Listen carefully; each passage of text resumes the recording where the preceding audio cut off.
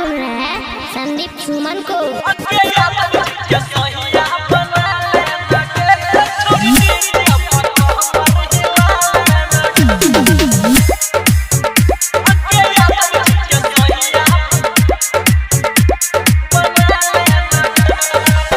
करबो न गलती कोनो छौरा रे हाल में, छुओने देबो अपन गोरे गोरे गाल में। कब साबुन लगोने छाकी गए की बुझले बुझ गेलियो।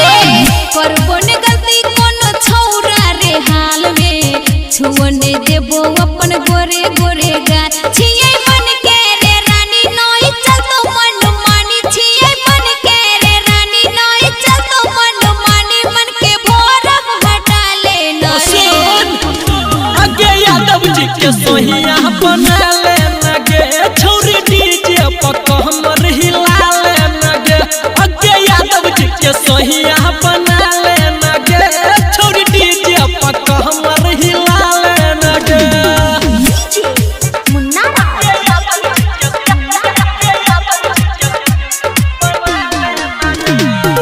इसकी बाजार मधुबनी।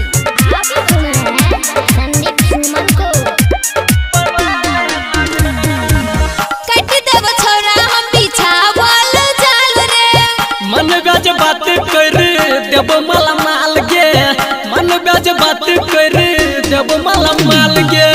कट देव छोरा हम बिछावल जाल रे, मन ब्याज बात कर देव माला माल गे। छिए हमरे दीवानी जन पखरी के पानी, छिए हमरे दीवानी जन पखरी के पानी, अपन मुंह हटा ले न रे। तो सुन आगे कामत जी के सोहिया बना ले नगे, छौरी डीजे पक हमर हिला ले नगे।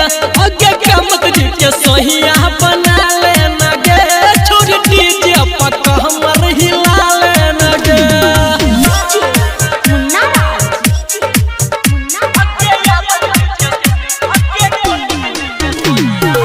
इसकी बाजार मधुबनी।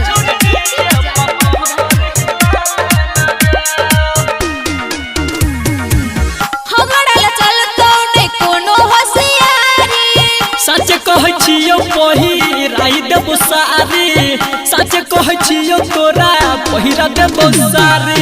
हमरा ल चलतो नै कोनो होशियारी, सच सच आती पहिराइ देबो सारी। राइटर हर भजन सुने संदीप सुमन, राइटर हर भजन सुने संदीप सुमन, लागल भोकू छोरा ले न रे। हम पंडित जी के सहिया बना ले नगे, छौरी डीजे पक